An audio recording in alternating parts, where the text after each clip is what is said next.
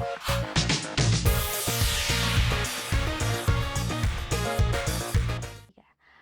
sobat semua, kembali lagi nih dengan saya Fitri Astuti Setianingsih di episode yang kedua. Langsung saja nih kita ke narasumber kita yaitu Ibu Sukarmi MPD. Bagaimana Ibu kabarnya? Alhamdulillah baik. Oke, kita langsung saja nih tanyain kepada Ibu Sukarmi. Mungkin langkah-langkah pertama yang Ibu ambil waktu mulai usaha bimbel Sahabat Pintar itu apa saja? Oke, terima kasih Mbak Fitri. Iya. Jadi waktu memulai usaha itu karena tadi saya sampaikan saya tidak ada modal apapun, hanya diri sendiri. Jadi ya pertama kali ya yakin aja, jalanin tanpa menunggu apapun. Harus punya apa, harus punya modal apa. Jadi yang pertama mulai saja, kelola, kemudian kembangkan. Jangan lupa untuk terus berinovasi. Di samping itu saya pun kalau pengalaman saya pribadi nih, saya ikuti kata hati. Belum tentu apa yang kita maunya jadi Iya, PNS nih, iya. tapi belum tentu itu jalan terbaik menurut Allah. Oh, Nah, mungkin kadang-kadang nih misalnya ya ini di luar konteks mungkin iya. saya mengharapkan jodohnya si A, Iya. tapi ternyata saya Dapatnya menikahnya sama si si B. B. Nah, itulah sama halnya pekerjaan saya rasa. Kadang saya menginginkan goalnya ke sana, tapi Allah runtunkan ke sini. Selama itu baik, selama itu diberi kemudahan, kelancaran, lakukan dengan keyakinan. 100% itu tadi. Oke. Iya. Terus saat memulai usaha ini nih Bu, sebenarnya Ibu ini sudah memiliki modal atau sumber daya yang pasti begitu atau sama sekali belum ada? Oke, kalau ditanya modal, saya tidak bisa menjawab. Oh, Modalnya itu diri saya. Saya oh, dikuliahkan, oh, di pendidikan, kemudian dengan ilmu, mengajar, yaitu sebagai modal saya. Karena kebetulan saya tadi, di sini usahanya bimbingan belajar, jadi itu yang sebagai modal. Karena oke. benar-benar waktu itu saya hanya Oh, bermodal tikar, hmm, di tempat kontrakan, anak-anak membawa meja sendiri. Nah, pelan-pelan mereka membayar seikhlasnya waktu itu. Akhirnya dari situ modal dari situ sedikit-sedikit saya putar kembali untuk usaha, untuk ngontrak tempat yang lebih besar, untuk membeli meja lipat. Nah, udah mulai punya beberapa fasilitas, akhirnya saya baru berani menarifkan harga. Jadi modal itu hasil usaha yang kita putar-putar sendiri. sendiri ya Jadi Bu. tidak ada modal di awal gitu. Makanya saya menjalanin bisnis ini, kalau dikatakan takut rugi namanya wirausaha Usaha. iya, tapi tidak terlalu takut banget. Karena Hmm, kembali ke misi awal. Saya ada misi tertentu untuk memberikan pelayanan pendidikan di luar sekolah dengan harga yang terjangkau tapi dengan kualitas yang oke. Aduh, Gitu. sangat inspirasi sekali nih Bu. Lalu nih Bu, strategi apa yang menurut Ibu itu paling berperan besar dalam perkembangan usaha ini? Oke.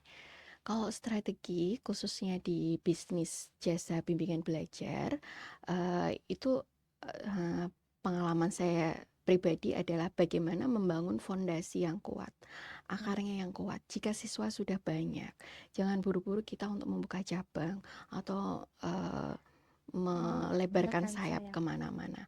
Kita perkuat pusat, baru nanti perkuat cabang. Jadi betul-betul kualitas, SOP mengajar, kemudian hal-hal yang dibutuhkan itu nanti akan menjadi marketing sendiri. Karena Hmm, anak-anak yang berprestasi, anak-anak yang kelihatan hasilnya diterima di perguruan tinggi favorit, diterima nah dengan di jalur prestasi. Nah, itu menjadi ma- marketing tersendiri. Orang tuanya pasti akan share ke orang lain ya. tetangga, ke saudara untuk mengikuti ke Bimbel Bis- Sahabat Pintar gitu. Saya rasa itu yang Hmm, menjadi strategi terbesar. Perkuat kualitas dulu sebelum kita ah, melebarkan, perbesar dana untuk ke marketing. Jadi kualitasnya misalnya baru dapat siswa 10 nih. Ya udah 10 itu kita bener-benerin sampai goal gitu. nah gitu ya teman-teman. Jadi kita tuh harus bisa memperkuat dalamnya dulu, jangan terburu-buru untuk memperbesar suatu usaha itu. Nah, tadi kan kalau boleh tahu nih Bu, Ibu sudah mendirikan Bimbel Sahabat Pintar ini di mana saja? Sebetulnya masih di Kota Semarang aja dan ini juga masih Oh, terbatas. Kalau siswanya, ini masih di Pedurungan sama di Kelipang, yang saya hmm, anggap pusatnya pertama kali saya mengawali ya, karir itu ada di Pedurungan itu Pedurungan. tadi. Oke. Iya. Semoga Kalau kedepannya tambah mungkin besar mau ya, Bu. sharing untuk siswanya, alhamdulillah untuk saat ini siswa yang aktif sudah masih di angka 300 plus. Kalau Wah, siswa yang itu sudah pernah belajar, dalam arti sudah lulus bagus ya. alumni, mungkin sudah sampai ribuan ya, karena Wah, Sahabat hebat Pintar sudah sekali. hampir 10 tahun. Wah, Gitu. perjalanan yang sangat panjang ya, Bu ya. Alhamdulillah. Nah, tadi Bu Sukarmi sudah mengatakan bahwa Bimbel Sahabat Pintar ini sudah berjalan sekitar 10 tahunan. Tentunya nih Bu, ada pada masa yang paling berat dalam perjalanan usaha ini. Mungkin bisa diceritakan nih Bu, gimana cara bisa bangkit dari masa paling berat itu?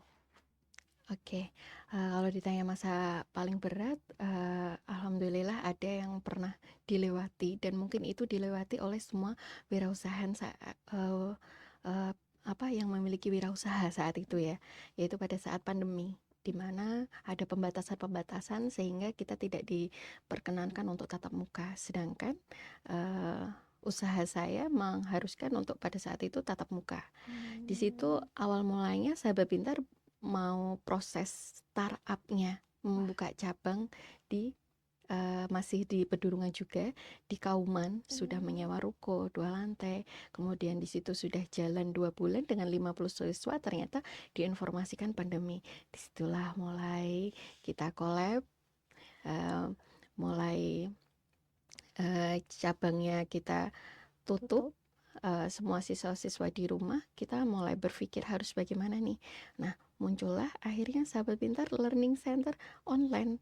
Jadi Oke. kita pembelajaran lewat Zoom, tidak semua siswa ikut 300 itu, tapi paling tidak ada 50% yang masih bertahan Tahan. melalui online.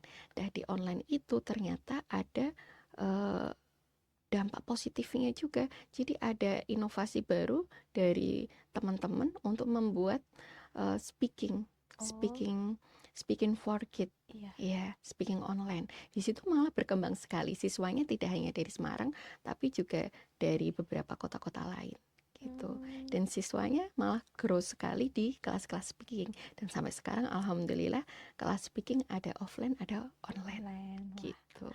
Jadi, masa-masa paling berat itu juga memberikan, apa Mm-mm. ya Bu, dampak positif ke Betul. Bimbel Sahabat Pintar, Iya. gitu.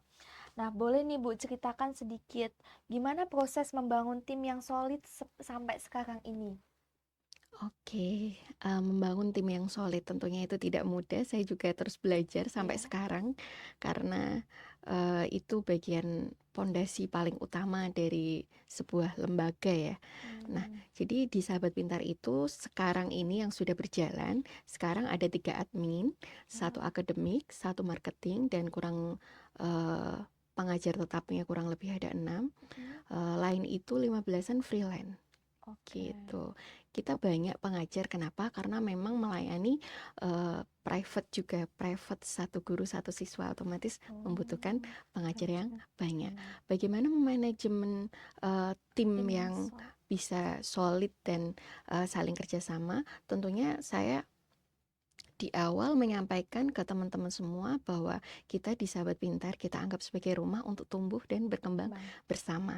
Jadi kultur kerja di situ saya eh, bikin se-enjoy mungkin gitu, tidak Hmm, ada kewajiban ngantor yang terlalu lama. Jadi kita jamnya setiap itu paling 6 jam oke. gitu.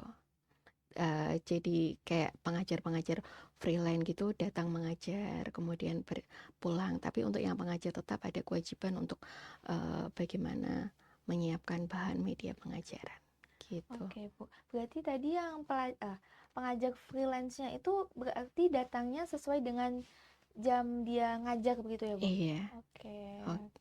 Jadi kalau tadi mungkin belum begitu menjawab ya, untuk Iya. strategi yang untuk tim, ya kita mengadakan briefing setiap bulan sekali Hmm, bersama seluruh tim untuk monitoring bagaimana dari tim-tim inti. Nah, Oke. setiap minggu, setiap bulan itu juga selalu kita lakukan gitu. Jadi ada briefing, pembaharuan SOP seperti itu. Oke, terima kasih atas pertanyaan-pertanyaan yang Ya, udah dijawab nih, Bu. Nggak terasa kita ini udah di penghujung waktu.